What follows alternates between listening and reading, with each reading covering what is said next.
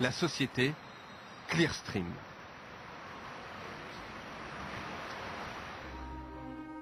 De quoi s'agit-il? Aujourd'hui, la principale activité des banques, A, B, C et les autres, consiste à s'acheter et se vendre des actions, des obligations, ce qu'elles appellent des titres. Pour cela, ces banques passent par une société intermédiaire, Clearstream. Clearstream se charge de transférer ces titres d'une banque à l'autre, par ordinateur, en toute sécurité. Clearstream est le convoyeur de la finance internationale. La liste des 2500 banques clientes et leur numéro de compte est publiée par la société, comme dans un annuaire accessible à tous les adhérents. Le système brasse 24 heures sur 24 des milliards et des milliards de dollars. Mais ce schéma n'est peut-être pas tout à fait complet. C'est du moins ce qu'affirme un ancien dirigeant de Clearstream, aujourd'hui retraité dans son village luxembourgeois. Il s'appelle Ernest Backus et il est le témoin capital de toute l'affaire. C'est lui qui va déclencher l'enquête de Denis Robert. Voilà un mur avec environ 5 années de mémorial. À 58 ans, il assure connaître mieux que personne le fonctionnement de Clearstream. Et pour cause. Dans les années 70, il a mis en place tout le système informatique de la société. Mais en 1983, à sa grande surprise, Ernest Backus est brutalement licencié. Je me suis posé des questions en 83, à quoi je devais ce licenciement, parce qu'il n'y a jamais eu, et jusqu'à aujourd'hui, il n'y a jamais eu une explication sérieuse pour ce licenciement, qualifié d'ailleurs au prud'homme comme hautement abusif. Mais lui a une explication. Au début des années 80, certaines banques lui demandent de créer dans le système d'autres comptes. Des comptes non publiés, un peu comme une liste rouge réservée aux initiés. Pour lui, ces comptes secrets seraient contraires aux règles de transparence de la société. Ils permettraient toutes les dérives. Il en est sûr, c'est parce qu'il désapprouve ces comptes qu'il est alors débarqué. Il quitte donc Clearstream avec une question en tête. À quoi vont bien servir ces comptes non publiés? Pendant 15 ans, il va chercher la réponse, en gardant le contact avec des membres de Clearstream, des sources discrètes et haut placées. Ces gens-là, ces banquiers de différents pays qui n'ont pas toujours très bien compris ce qui se passait dans ce système, ils me refilaient leurs documents de travail des différents conseils d'administration.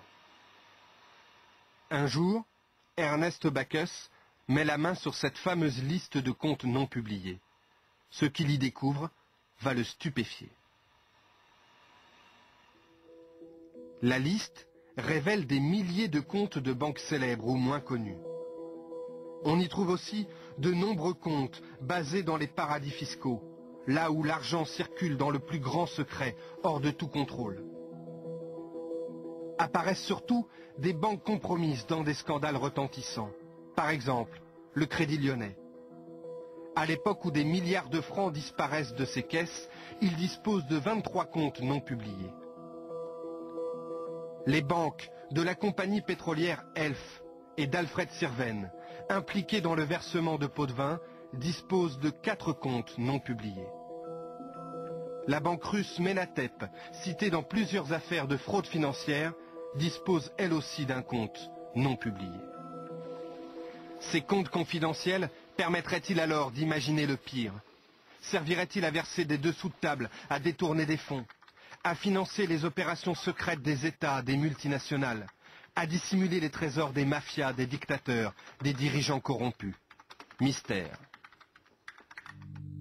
Ernest Backus, lui, en a la conviction. Cette liste révélerait la face cachée de l'économie mondiale. ces comptes non publiés seraient devenus la caisse noire de la planète. Ce n'est pas tout. Denis Robert va rencontrer un second témoin clé du nom de Regis Hempel. Lui aussi est luxembourgeois. Lui aussi a été un haut dirigeant de Clearstream. Lui aussi licencié en 1992. Il explique que son travail consistait à effacer par informatique les transactions de titres, comme si elles n'avaient jamais eu lieu. Chaque jour, d'après lui, la trace de millions de dollars disparaissait alors du système. Moi j'ai avoué ça. Moi j'ai avoué que j'ai fait ça.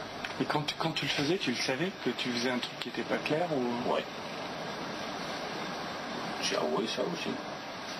Et après, c'est le compte central qui dispatche. Ces images sont celles tournées par Denis Robert.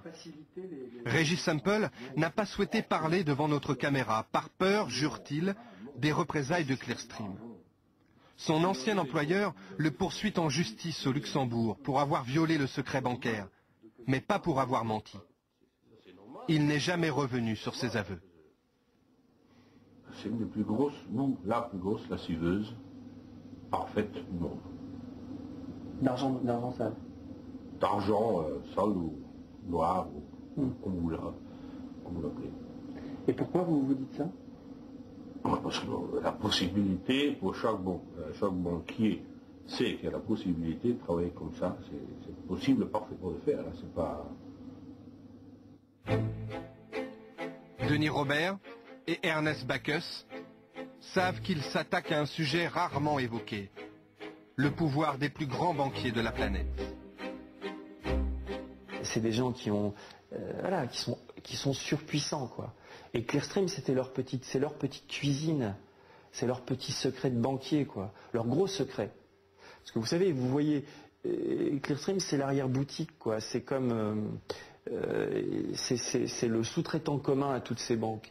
Et donc attaquer ça, c'était le talon d'Achille du système, quoi. Nous sommes alors en février 2001. Denis Robert s'apprête à dévoiler ses informations. Il est persuadé que l'incroyable scandale va éclater. Mais il se trompe. Les premiers à réagir, ce sont les dirigeants de Clearstream. Ils tiennent en urgence une conférence de presse à Luxembourg, le jour même de la sortie du livre. Le président, un banquier suisse nommé André Lucie, nie catégoriquement toute malversation. Je tiens à dire que la société Clearstream n'a jamais été impliquée dans quelque blanchiment d'argent que ce soit. Cette accusation est fausse, mensongère. Ce sont des pratiques qui n'ont jamais eu cours chez Clearstream. Que les choses soient très très claires. Les dirigeants qualifient l'ouvrage de fiction et décident de poursuivre Denis Robert en justice.